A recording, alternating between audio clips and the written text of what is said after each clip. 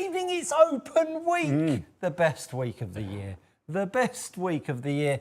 You've been watching live on the range. If you haven't, you're probably coming home now and watching us and then maybe watching the Open range. It's an exciting week for the whole of golf in the UK. Yeah, there's no better week of the year. Maybe the Masters, close one, but I think the Open just nicks it for me. I think so. I think particularly, in the UK, the Open, the oldest tournament, the vagaries, the conditions, the course. I think there's just that little bit more. You know what you're going to get the Masters, course, condition, everything.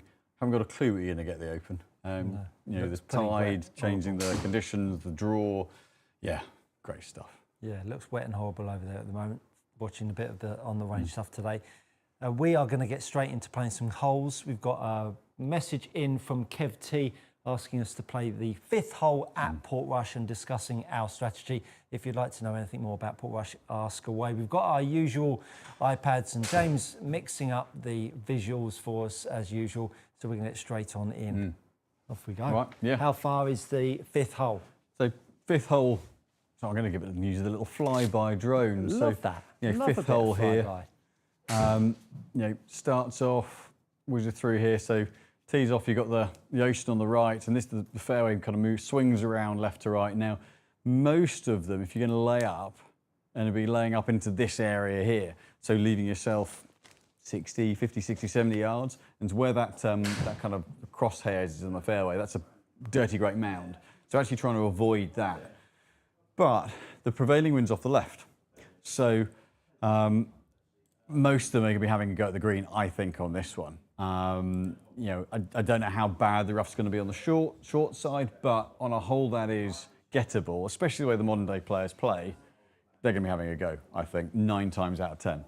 There is that thing of, if you can get closer, you'll score better. So with the prevailing wind helping a little bit, I'm going to give it a clatter. Yeah, definitely. And certainly when I played it, I did drive the green. Right, very good, very good. Yeah, I think short holes, modern day game, everyone's going for it. Very few are laying back these days with how straight they are with driver, and I think you're sort of leaving yourself behind the 8 ball, aren't you, compared to the rest of the game? I think all the strokes gain stats, all the on tour, and I don't necessarily think this is the right play for most amateurs, but on tour, the closer to the green they can get it, the better they score. So they'll go for everything. Yep. And I think this hole in particular, this is the one where you get your first chance to get one back on the course. First isn't that easy. 2, 3, okay, 4's tough, and then you get an opportunity. So, and I haven't had any warm-up swings today. Right. So Slalom Dude, 68, evening all, good evening, Slalom Dude. Can you explain how Modus 115 in the new i240s would play in comparison to the Modus 105s? So they're heavier for one, but the balance point's different. They're designed to be softer tip and stiffer through the middle, but the dead weight's up 10 grams or so. Modus 105, softer in the handle, stiffer in the tip end. Get a bit more responsive feel out of them, but the dead weight's the biggest difference. So, right. Having had no warm-up swings, I'm feeling a little less chipper about this one. But no, you know how I feel every week.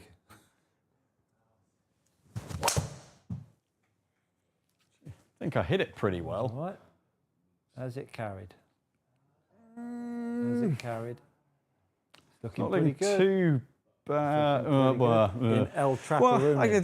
That bunker, what have we got? It's probably 20, 30 yards short. If it's that pin, it's on the front. That's probably not a bad miss.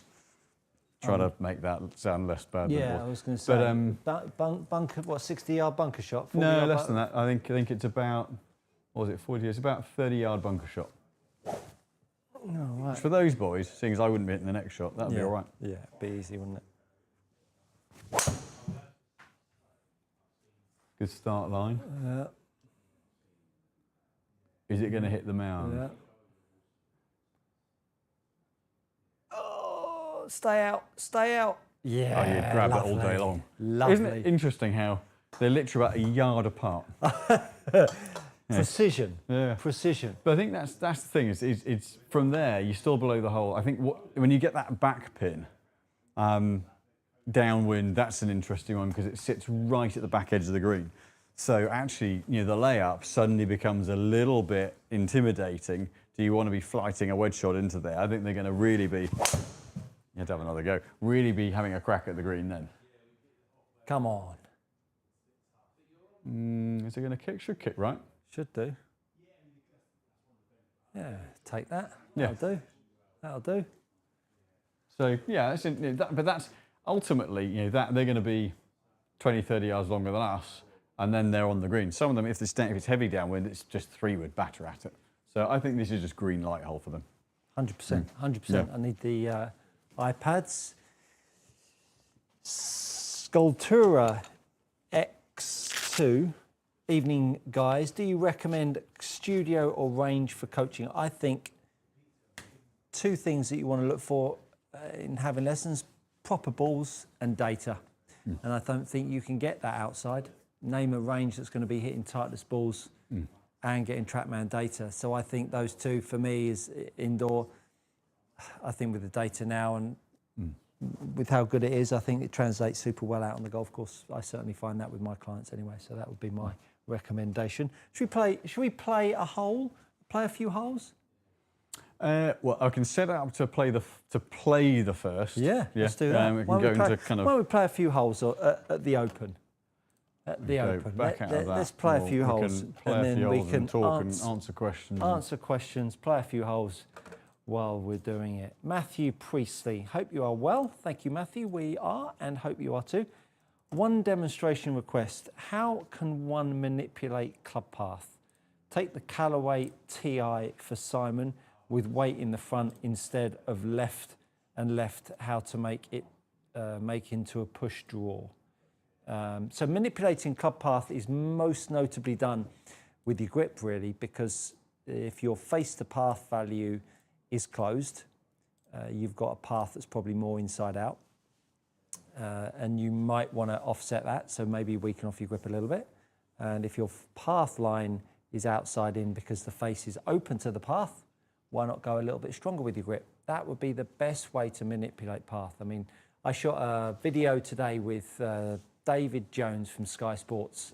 He's the lead anchor for Monday Night Football and the Super Sunday, and you know, had an incredibly weak hold, bit across it, and bit of change of his grip and a couple of other little tweaks, but his grip fundamentally shifted his path 6 or 7 degrees. So that's coming out later in the week.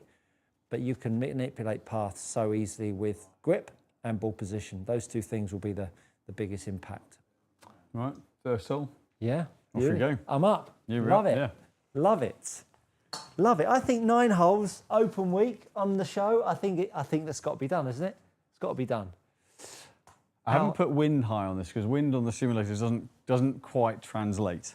Okay. You haven't put it high. No, because crosswinds and things are a difficult one, but it was still show off the course. Okay. Yeah. Lovely. Lovely.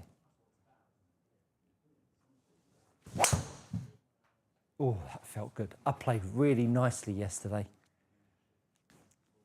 Come on. Don't go in that trap.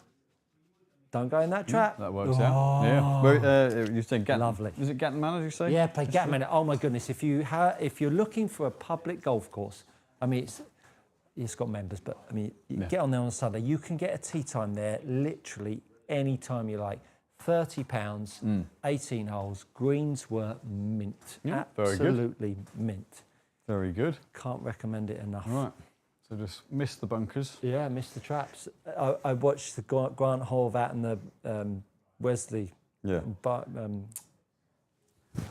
Wesley Bryan. Oh, so far out the heel. Hopefully it is out the heel to bring it back, because that was an absolute stinker. They played this in. They do an open cut where they go and play all the major championship courses, and they try and make the cut. Yeah. And they did it. They did it around here. That was a disgrace. That swing. Really, really good TV. Right. Really good TV. Let's get another question. That's not a good place to be. Right. No, that's not. Matthew Priestley, take the Callaway TI for Simon with the weight in the front instead of left and left. How to make into a push draw.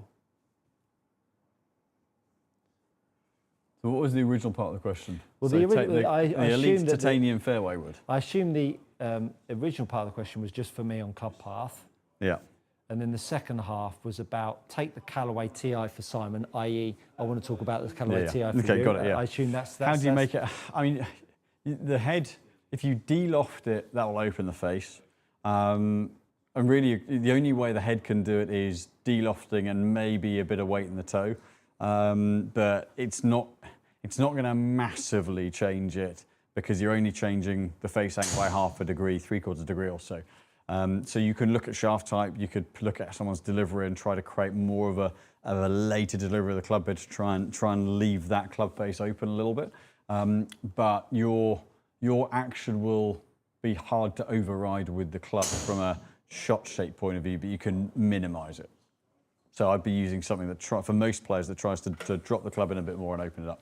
Very good, very good. Hope that helps.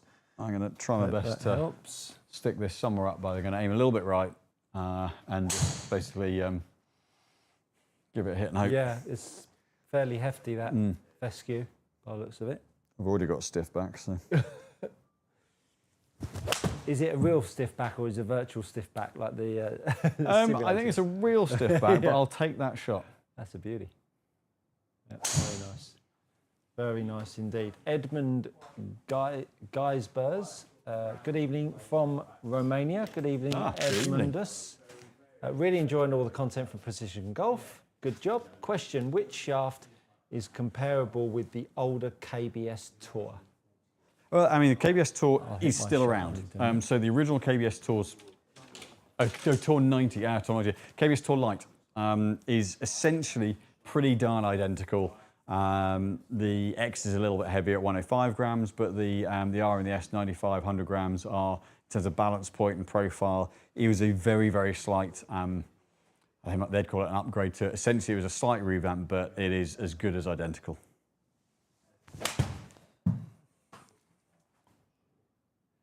It's notable how, Stay right, stay right, stay right.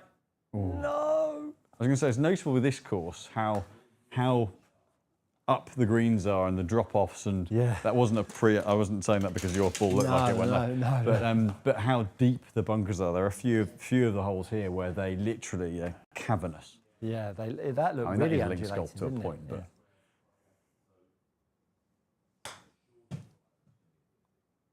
Oh, that's not my best. That's not my best chip. This is not a good start, Simon. This is not a good start. Boded so well from the tee shot. It started beautifully. Biggest problem, Stuart said he played really well yesterday. Yeah.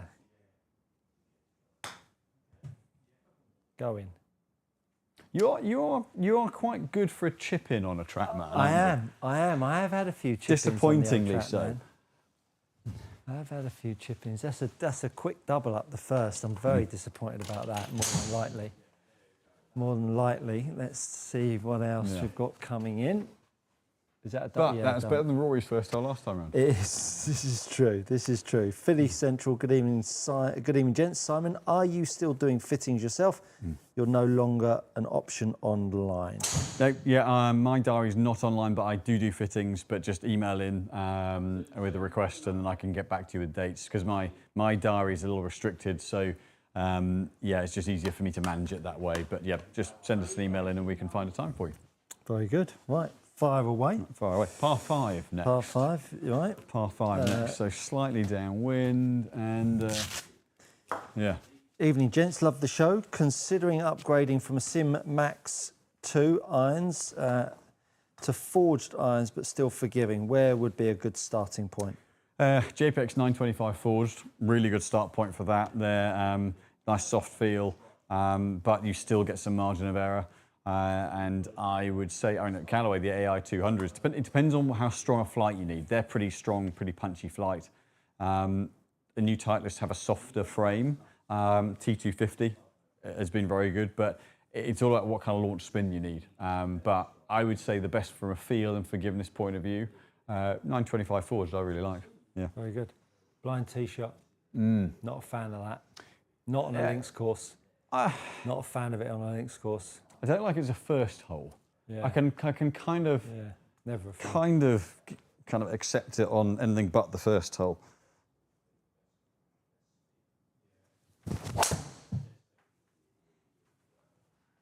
Smoked. better swing than the first one. Not that that's Don't go in very the tough. trap. No, don't go in the trap. I wouldn't want to see it go in the trap, Simon. Don't go in the trap. No. Oh, that's unfortunate. Harsh. That's unfortunate. Yeah. Mind you, I didn't snipe it low left into the rough like the first hole. So No. I would say, with some of the weekend, and they said, "What's the difference when a golfer says good swing and good shot?" And like, that was a good swing, but not a good shot. Yeah.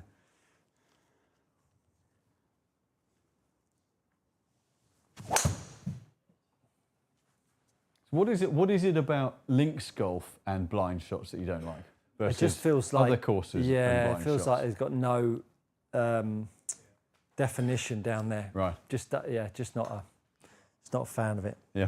No definition. It feels like you could be hitting into some big open field. I think links golf can be pretty bland anyway, can't it? A lot of links because very flat, isn't it? It doesn't scream beauty, does it? Until you get down into a fairway that's got some undulation sand dunes. So I think when you're shooting over some fescue with a wind howling out your left, it's not exactly the most appealing of golf shots. So yeah, not a fan of a blind shot.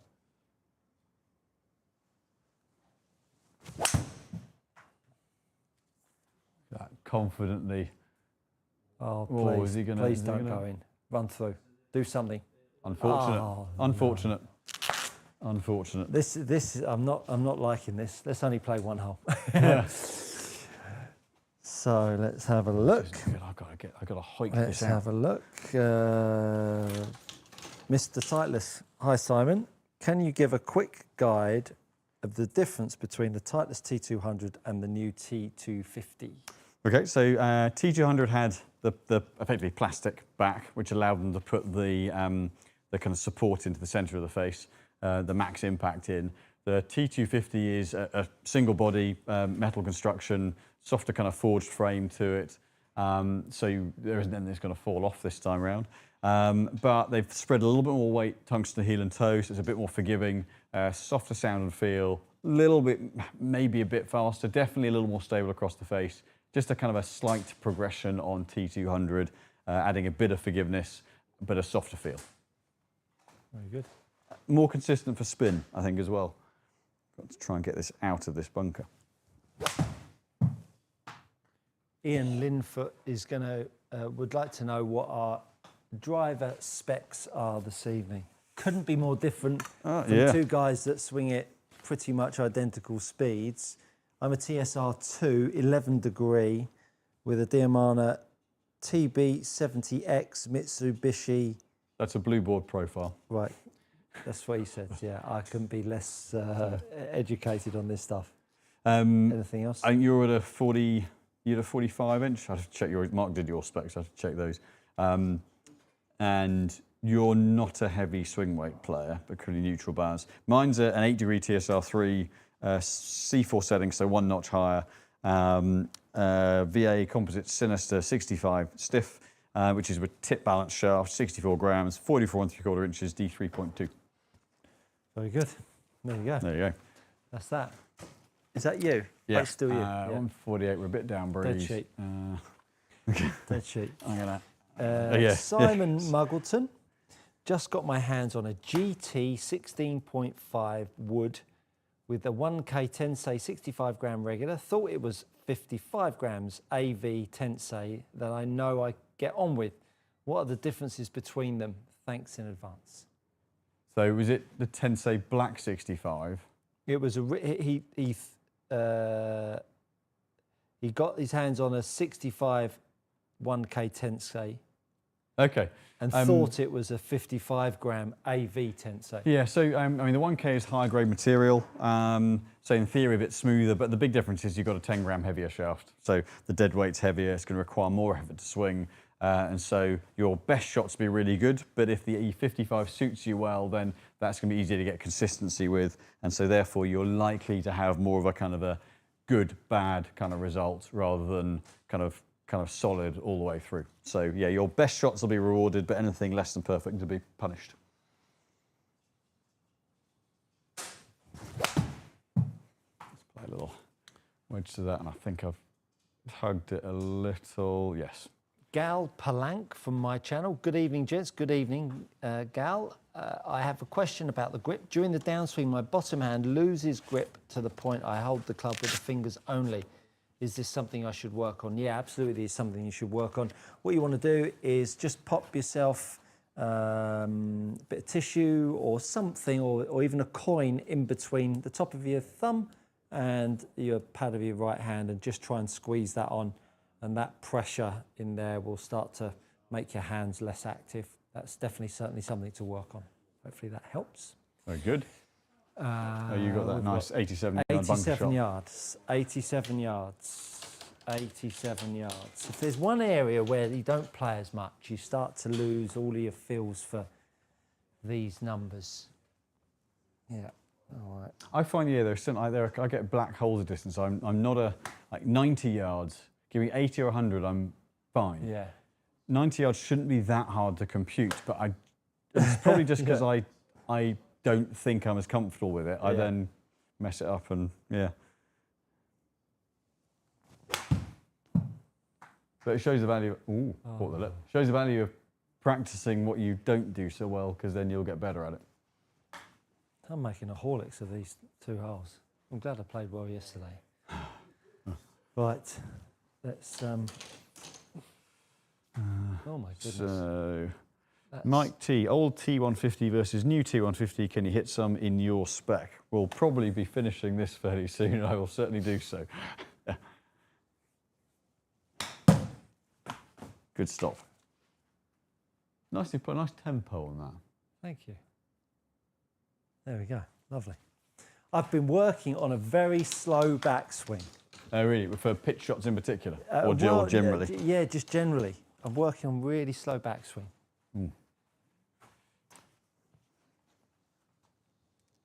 I do that with short game because I get a little a bit quick and change in direction then steep. So yeah, it's a good.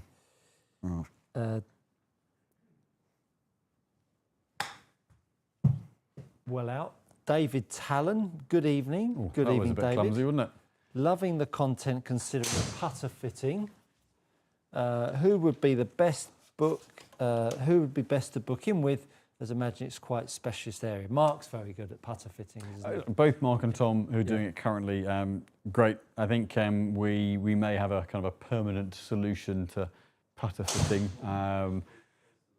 hopefully shortly, and a putter specialist who coaches as well. So that's going to be coming hopefully in the next sort of month or two, hopefully, if things go well. It's something it's a position we've been trying to fill for a while. But we want someone who does putter coaching as well, because I think the two really work hand in hand. Yeah, perfect. Gary Satterfield asks, hi guys, just out of curiosity, how far is the open course from your studios? And also, do you have any desire to go watch it in person or just watch it from the comfort of your armchair?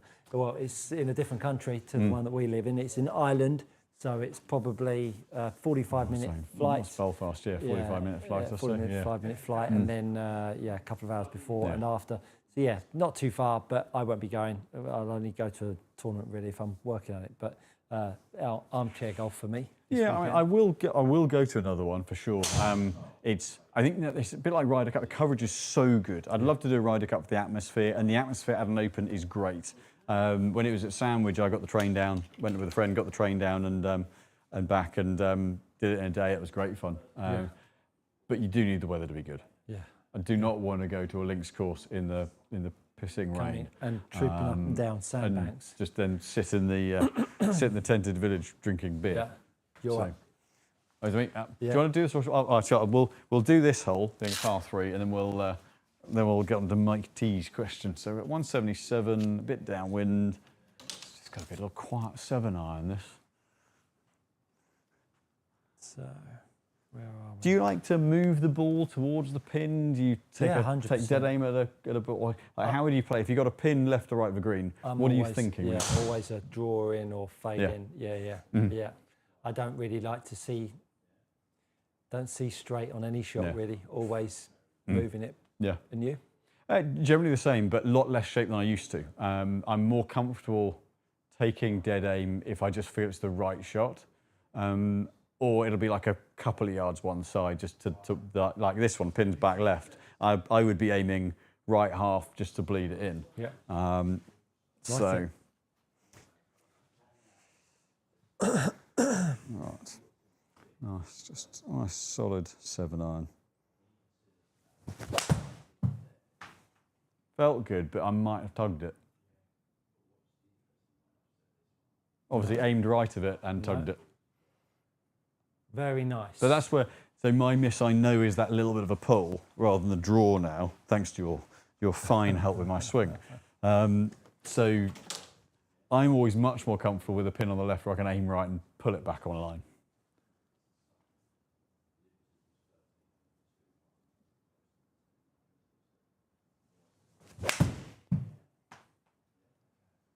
What do you think? How many holes in one at the Open? Don't know. Well, they were two good ones, weren't they? They were.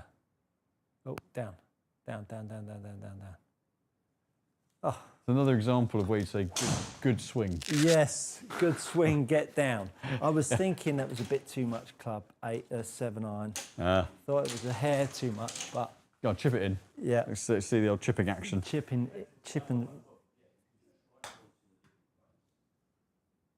That's not looking too bad, to be fair, if it breaks off of there. That'll do. Very good. Very Excellent. good. Right. Excellent. I'll stick it onto something where we can... Yeah. Hit some shots and you can demo. Here. Yeah, let's jump back over here.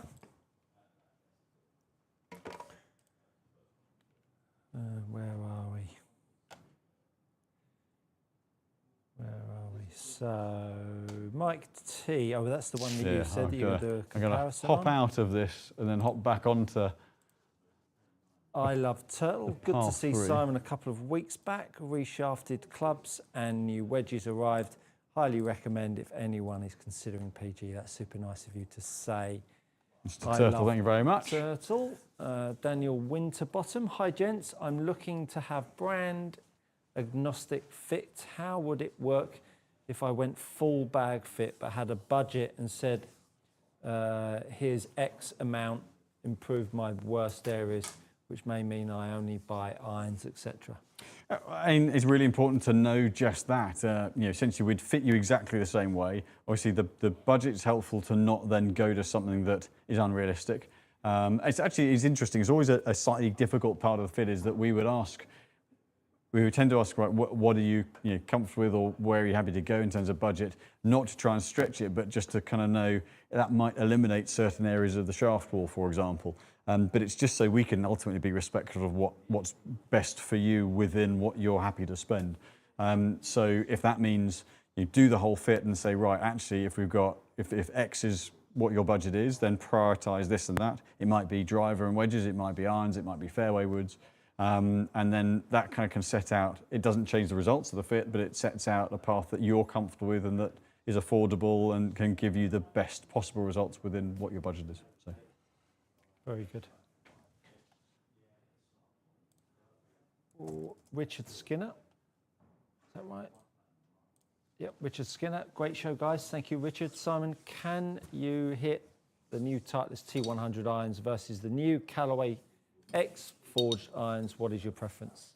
The new heads are a limited edition model, those X forged, if he means the Japanese forged ones. They are a limited run that we won't get demos of, that there are there are a fairly small amount of heads coming into the UK, so I don't have that head, if I'm right in that that's the one you meant. When you said new, that is the only one that is new. So I can't compare it against that, I'm afraid. But I can hit it. I just need to try and find the old T150. Okie dokie. Hi Simon, have you ever been recruited to work on toys? Just nipped out as I asked that question. So I will get him to do that when he comes back. Simon, ever been recruited to work on tour? Me, not yet. No, we have had a few of the tour players come in. And do you have any desire to do so? It would be quite fun, but actually for the tour players, the best players, it's about fine-tuning a little bit. It's actually, dare I say, it's more enjoyable to make a bigger difference for your average player. I think you make a bigger difference to their game. The tour, I think, go back 15 years, yeah, that would have been quite exciting. I think now, I'm less bothered by it. I think, as I say, I think you can make a bigger difference for the amateur than you can the pro. And you can find yourself running around chasing your tail, trying to satisfy something the pro just wants to see ball flight wise, which is really hard to achieve. And then they'll play it for one round, and then decide they want something different. And I think that could end up being really frustrating. But you do something for like Roger Chapman, we changed a hybrid for him and a couple of bits with his irons, and then he went on and won 2 senior majors, and saw him in the final round hitting that hybrid on a par 5, made birdie, and that helped him win, and that was hugely rewarding. So, yeah, for sure, no doubt. Ryan, Credible Wizard, Sylvester. Now that's a handle. That is a handle. He asks, what could I expect if I went from a Tensei Black 1K stiff to a Diamana BB63 stiff in a driver? So very different shafts, very different shafts. So the, excuse me if I'm back to the camera whilst I'm doing this. The 1K Black 65 is actually more like a 66, 67 gram shaft. Tip balance, stiff tip, going to make the club swing quite heavy. In theory, it's a low launch, low spin shaft, but it swings pretty bottom end heavy. The Diamana BB63 is more like a 61, 62 gram shaft, so you're taking about 10% of weight out, and it's higher balance. Really stable in the butt and the tip, but you'll get a bit more kick through the middle, but it will swing very differently. Very good. Hope that helps. Right. Are you on? Are you ready? Andrew Moore, evening guys. Good evening, Andrew. How would the new Titleist T50 or Titleist 250 high launch irons compared to the Mizuno JPX high launch irons? Could you hit both? Can't hit the launch spec yet. They've been delayed about a month and a half. No one has the 250 star / launch spec head. However, construction-wise, yeah, the 250 launch spec is that same hollow body construction as the standard T250. The big difference is the launch spec is lighter by 6 grams. So the JPX high launch is a bit wider sole, has a bit more camber to it. The launch spec T250 is the same frame shape as the T250, but more lofted and a bit lighter. But the head weight is actually quite a major difference between them. So for someone who needs light heads, the 250 launch spec is going to be brilliant. Very good. If you are new to our Monday Night Live, we do this every week, 6 p.m. for an hour. Ask Simon, all about club fitting, and myself about coaching. You can get it all here every week live. Answer your questions as and when they come in. Hope you enjoy it. And why not give us a like and subscribe while you're here? Absolutely. Standard first gen T150, the 2023 version. So I'll give this a hit. So the one thing I would say with this has got a bit more of a click to it, but this was our most successful iron head this last year or so. You know, nice sort of mid to strong flight, good forgiveness, strong-ish spin, really good all-round head. You know, that 4.9 on spin, smash 145, carried 184 for me. That one there. You know, but it was just a very good all-round head, and you know they were never going to be doing too much to it. However, what they have done is added a bit more tungsten heel and toe. There's a little bit more mass at the bottom, a bit more size to the width of the body at the bottom of the head. I think for me, this one potentially there's a little bit more spin consistency from what my initial sort of thoughts in this last, basically a couple of days worth of fitting with it. I was away a couple of days last week, so I haven't done as much as the other guys with it actually. But I've seen very good spin consistency, little bit more stability off centre.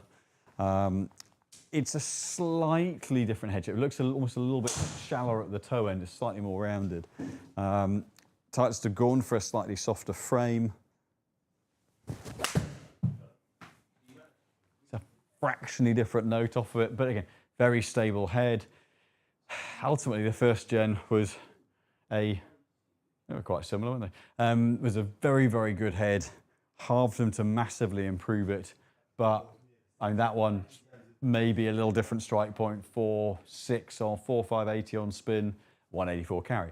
So 141 efficiency, that particular strike, so I probably timed it a hair better with the first one, but probably a bit more margin of error going to take a little bit more bounce actually on this as well, but it's going to take a really discerning player to notice the difference between them, unless you've got them absolutely side by side to compare with. But slight augmentation, a little more stability, but that's about it. Golf Nerd asks, did the 2023 T100 have the variable face thickness, or is that new with the 2025 models? So there's certainly in the long irons where there's now the cutaway in the 3 and the 4, that channel that, I'm going to hold this up to camera, hopefully it's visible, that in line, there's a little channel you can see in the back there, which the T150 has from 7 iron up. The T100 has that in the 3 and the 4 iron, which facilitates that bit of variable face thickness as well. There were kind of elements to it, but being more of a solid body, there wasn't as much they could do with it. But now having that channel in there, that allows them to put that in there, which just helps a bit of launch and a bit of ball speed consistency. Blaine O'Hare asks, evening gents, evening Blaine, how important is a putter fitting, especially for a tall guy?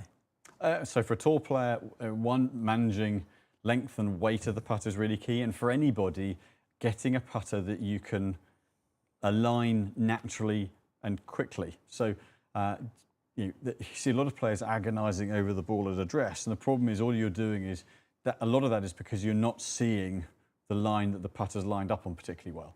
So it could be length, so posture, so eyes in the wrong position. Could be the shape of the putter, the alignment markings, but you want to be able to pick your start line, your aim point decisively. That then sets you up. And I think that, to me, the aiming of the putter is one of the most crucial parts of it, and anyone can benefit from that. Very good indeed. Pro V1 David, good evening, David, and good evening to you. We talk about swing weight in irons and woods, but is it the same for putters, i.e. length and style, or just what feels good to the player? We do talk about it, but it is important. It's not as critical into the smallest detail, simply because the putter is not moving as fast, so it creates less momentum, therefore sensitivity to small changes, 1 or 2 grams, like we see in the irons and the driver. That momentum gain, if you're going from, Stuart and my speed, we're going from 0 to 87, 88 miles an hour, 6 on, 105, 110 in the driver. That creates a massive uplift in acceleration rate and momentum of the head. So the forces involved are very big. In putters, you're going to a few miles an hour. So it has less of an impact on how the putter swings, but there is still an impact on it. So some players will still need a higher balance, a lighter swing weight profile, and some, I swing the putter head, I need a heavier swing weight. So that still applies, but the amount of difference you have to make to affect it is bigger. Jason Owen asks, reference premium golf balls. At what level, i.e. handicap, would you know the difference in spin and feel, etc., etc.? I see so many mid-high handicap golfers buying Pro V1, TP5, Chrome Soft, etc., etc. I think it's a good question. I think there are a lot of players that would probably benefit from playing potentially a mildly less spinny ball to keep the ball straighter on the tee shots and not give up too much in the short game. I think ultimately when controlling the ball with your wedges, when you're getting consistency of delivery and being able to judge distance with your wedges, that's when you can really start to pick up some performance out of the premium balls, because the cover gives you that spin control, which you get less of with a Surlyn cover versus the urethane that all the premium balls have. But with that spin with the short game comes more side spin with the long game. So I don't think there's a handicap you can say that there is right, from this point on you should be using a premium ball. Ultimately, consistent ball is probably the most important thing, up to a kind of probably a reasonable standard. There are a lot of very good players I've seen use some pretty ropey golf balls, but they use the same one each time. So yeah, I'm not sure there's a handicap, I would say. Yeah, I think consistency of golf ball, I think that would be way more important. I think if a 25 handicapper wants to buy a Pro V1, it's not going to harm his game, and he enjoys buying a Pro V1 probably because he sees the guys on the TV using it. I think that's the whole rollback thing as well, right? We don't want to see pros using one ball and us using another, perhaps. But I think if someone's buying a Pro V1, they're playing off 28 and they're having a great time, let them continue. No, Belata might not have gone down quite so well, but God, those things went sideways. yeah. But I think if you want to spend £5 on a golf ball, blow your socks off if you're having fun. Mark Blass, 49. Hi, gentlemen. Always used a 7x shaft on my 3-wood, and considering going down to a 6x. Most use heavier shafts on fairway woods versus driver. Can you comment on pros and cons of having a lighter shaft in a fairway wood? It's all about timing. So the reason that you generally go heavier in a fairway than a driver is the shaft is trimmed shorter. So actually you're taking some of that weight off. So at 45-inch club length, a raw shaft that's 66 grams will become 63, 64 grams. So you're trimming an inch off.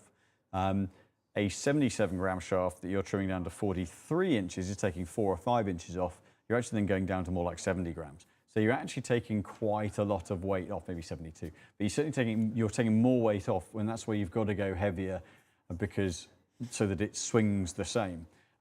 So if you drop 10 grams out, that's a heck of a change. So if your 7X has been working well and you're looking for something a little bit more playable, then actually going to the 65-gram version of the 75-gram shaft, I think you'll struggle to feel the club and time it. So I'd be saying, go, it sounds like a silly small amount, 3 or 4 grams, 4 or 5 grams, but 10 is a massive change. So I would think about moderating that weight change. It might mean a completely different shaft, but yeah, I wouldn't go quite that much unless you're really struggling with that 7X. Martin asks, could you hit an elite mini driver in an 11.5?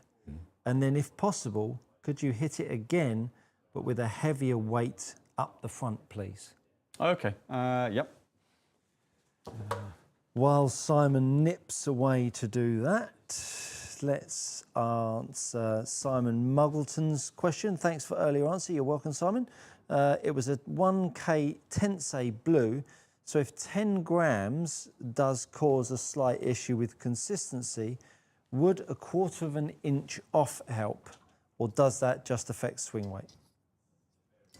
I'm trying to remember back to the question. Yeah, he was talking about going heavier with the shaft, I think.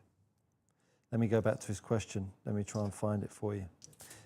Just got my hands on the GT 16.5 wood with a 1K Tensei, 65-gram regular. Thought it was a 55 gram. Yeah, so he's got 10 grams lighter in the shaft. Yeah, 1/4 inch wouldn't do enough. Sorry, 10. He's gone 10 grams heavier in the yeah. shaft. 1/4 inch wouldn't do enough. You drop about a swing weight point and a half, but you're not shortening it enough to compensate for the extra weight in the shaft. So it's still going to swing a heck of a lot heavier. So you'd have to take off 3/4 of an inch, but then you might risk throwing the balance and the whole way the club sets up out a little bit. So if the 55 worked well, I'd then try and see if there's any way you can either do a kind of exchange on the shaft or pick one up. You might be able to pick one up online for not that much and have it swapped over. But yeah, I think you've got to do quite a lot to compensate for that 10-gram shaft weight change. Very good. Stephen Johnson. Good evening, guys. Good evening, Stephen. Lovely to have you with us. I enjoy your show, but more importantly, Simon's dress sense. No, he didn't say that. Your honesty on all things golf equipment and coaching. Simon, I play Oban CT115 stiff in the irons. Yep. Wanting to find a driver shaft with similar feel. Okay, so similar feel sets. So CT115 is very neutral. Now, I wouldn't call them counterbalance, but kind of slightly upper mid-balance. So driver shaft, so it's going to be, I would say, in the kind of the mid-low 60s. If you're looking for similar balance point, I mean, the Fuji Pro Blue is a good kind of, there's a little bit of feedback from it. Stable enough. Low 60s. Let me think through. Aratera EC1 Blue 65. That's a very similar one. Yeah. Ian Linfoot. Hi, Stuart. Hi, Ian. My 13-year-old son is improving rapidly. 9 handicap. Great stuff, and well done to him. Would there be any benefit to having a lesson when he is on top form? Thanks. My advice would be, whoever you give him to as a lesson, or he takes a lesson from, should I say, stick with that person. Don't come and see me and then go see someone else and then go see someone else. Choose your poison as a golf coach, particularly at that age of a golfer. Choose someone that you believe in and take them down the road with that. It doesn't have to be that you're having lessons every week or every month or even every 6 months, but sing from the same hymn book. That would be my recommendation. So sure, bring him down. I'd love to help him and advise, but do so, but then come back and see me again, perhaps further down the road. I think if at that age, when you're jumping around coaches, I think that's a bit of a dangerous game, that. And if he's on top form and he's progressing nicely, let him keep going and let him keep playing through the summer, and then maybe in the winter time have a little look back on the year and where you could improve, etc., on a small scale, and then maybe do some work in the winter time. But if he's playing great golf and he's improving, let him keep going, I would say. He's probably got clear thoughts. He only sees it one way and he's enjoying it. Don't bog him down with a lesson or technique. Hope that helps. Golf nerd, which players will you be cheering on this weekend? I would love Tommy to win. I'm not sure he will. But I think Justin Rose, I'd love to see him get another one, and he's playing well. I mean, for me, it's going to be the Europeans. I'd love to see any of the top, Hovland, Oberg, sorry. The Open throws up so many stories, doesn't it? I think there's who do you want to win, there's who do you think will win. Yeah. Throws up so many stories, the Open. I think, we invariably have an amateur up there that's has a good run. Well, was that Estonian one who holed out for eagle in the playoff. It wouldn't be good to see him have a run. Right. You had Tom Watson years ago, right, and then you have a qualifier doing well. I just want there to be a really nice story come out of it. I think we haven't had that this year. I don't think in any of the majors. A few years ago we had that Block guy, didn't we? That did quite well. Michael Block, but so it'd be nice to have a story. I'd love to see Oberg get over the line and win a major championship. I think that's who I'd like to see. He had a good week last week, didn't he? Marco Penge had a great week last week. That's great to see him doing well. He's a talent. Yeah, so I'd like to see Oberg. I'll be cheering on this weekend. You? One person? From a sentimental point of view, I'd say Fleetwood sentimentally, realistically, Hovland. Victor Hovland, well done. We've both gone Scandinavian. Gone Scandos. Right, 11.5 degree Elite Mini. Right. With a 4 gram in the front. Right. So I've done this to give me some opportunity to up the weight significantly and see what difference. I'm assuming this is about spin difference, I would imagine. So, a little bit low on the face. Commercial, we call that one. But yeah, a little low on the face, that's going to have spun massively. But the principle of more weight at the front means you move the centre of gravity forward and that pulls spin down. So that was a little low on the face, 3.9, but nice and straight.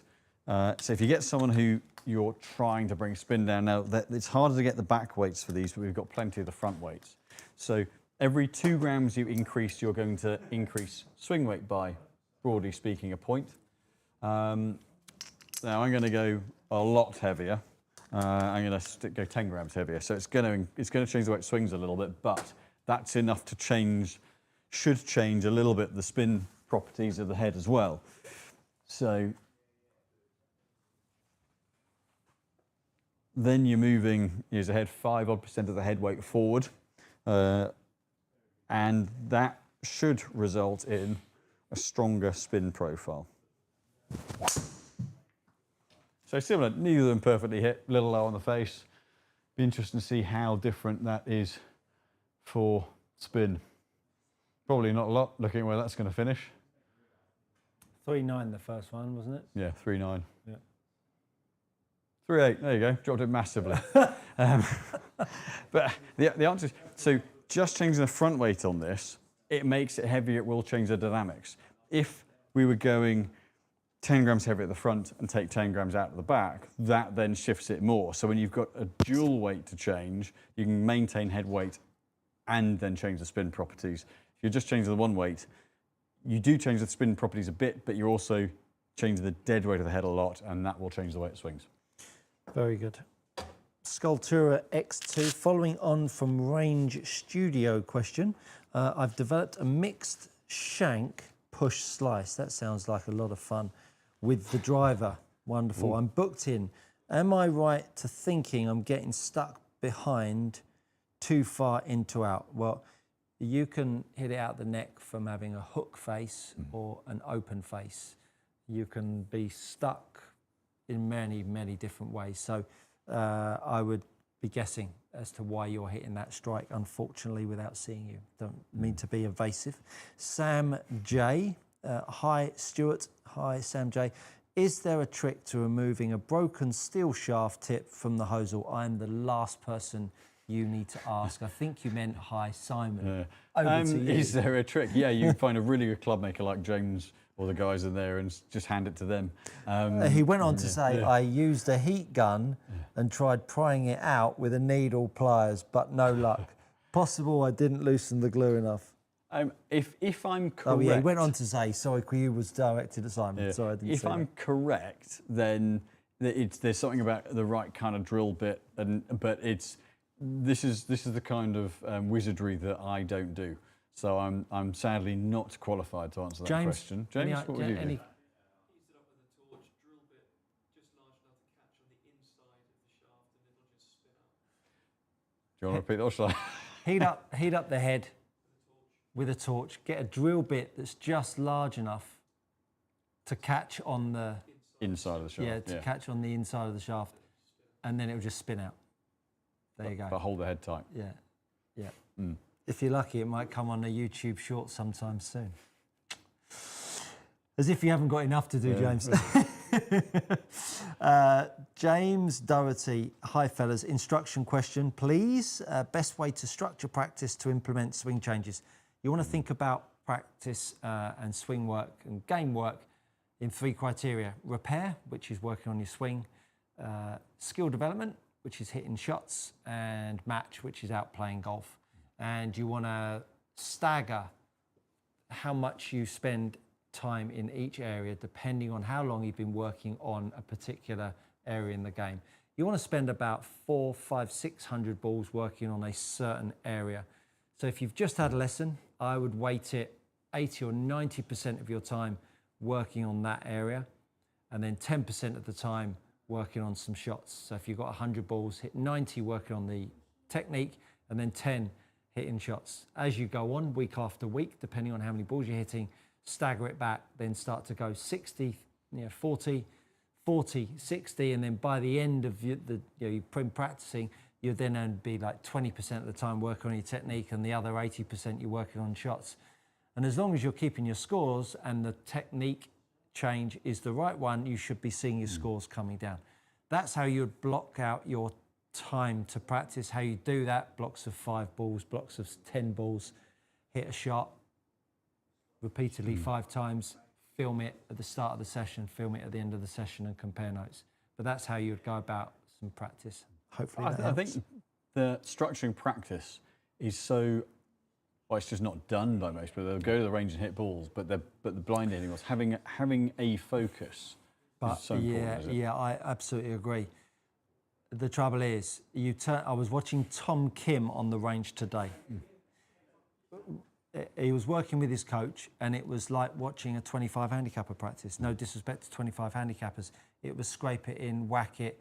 Coach told him something, got the phone out, looked at it, a few more. It was like watching just any old person practicing. So if you see the best players in the world practicing like that, it's hard to then see a improver practicing the right way.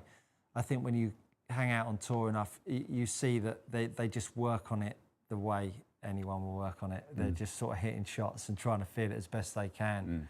There'll be a bit more structure because their coach is standing there. But I completely agree with you. If you're a bit more, and I say this to Laura, my wife, when she's working on something with the horse. It's like she has a lesson, And I say, how are you going to practice that? And she sort of says, well, I'm just You get on your hands and knees, and I'll just yeah, she gets on my back and I'll run around the road. But, you know, if you don't monitor progress, like you have your lesson, you pick your best swing of that lesson that the coach has given you, you'd use that as your blueprint. You go down on the first range session, you might video at the start of your range session and then do a video at the end of the range session. Now you've got some comparisons within that session. The last swing hopefully is better than the first swing. Take that best swing at the end of the range session and compare it to the best swing in the session with your coach. Now you've got a comparison. Now you've seen if you've actually grown, and if you haven't grown, why not? Have you not been doing it enough? But all of a sudden you've got some feedback, and you know, the more feedback that you can get with practice and logging it, the more chance you have of actually changing what the coach has asked, right? But it's difficult to do. Discipline, right? Discipline with all that kind of stuff. Leo Bionek, hello gents, good evening Leo. Won't have another go at you as surname. What difference do you see between the PX 6.5 and the C-Taper? Currently have a PX 6.5 and tried a Buddy's C-Taper and it felt really good. Seemed to keep the big left ball away. So the C-Taper is a bit more tip balanced. They're both in principle very stable shafts. C-Taper is designed around being really stable on the tip and lower launch, lower spin in theory. And the Project X is still a really structurally very solid shaft through the kind of the midsection, and in theory has a bit more response than the tip. But they're both really solid and stable. But ultimately, you know, whichever balance point and dead weight suits your timing better, you will hit straighter. It sounds like to you having the weight in the bottom end is more is a better shaft setup for you, and therefore the C-Taper will win out in that respect. Good question here by Daniel Winterbottom. Thank you for your help earlier. What would be a healthy budget for a full bag fit? So just to sort of start off with, off the rack now, you're looking at, you know, irons just off the rack, the big brands, you're looking at between 150 and 200 pounds a club. Which I nearly fell over about. Yeah. I mean, Mark told me that yesterday. Yeah. Ridiculous. Yeah. Drivers off the rack are between, you know, basically 400 and 550. Fairway woods are between 275 and 400. We would be about, you know, we might be close to that plus the build cost. But I would say for us, average is between 3.5 is the low end now for a full bag excluding putter, and the upper end, unless you're really trying hard to go there, 4.5. But there are big variables in both head and shaft costs. There are some brands we get really good head-only options with that can help mitigate some of the aftermarket shaft costs, or if a stock option works best, again, that can help to mitigate costs. So it's, I would say, a custom-built set, you're looking at 3.5 to 4,500. Off the rack, you're probably not getting it for much less than 2.5. Yeah, very good. Virtuoso Blacker. What would you, they're great, these handle names. What would you recommend within the mid-low price end to reduce driver side spin? What ball? Well, anything that's not got a urethane cover. You know, if you, you know, a softer core will mitigate a bit of side spin.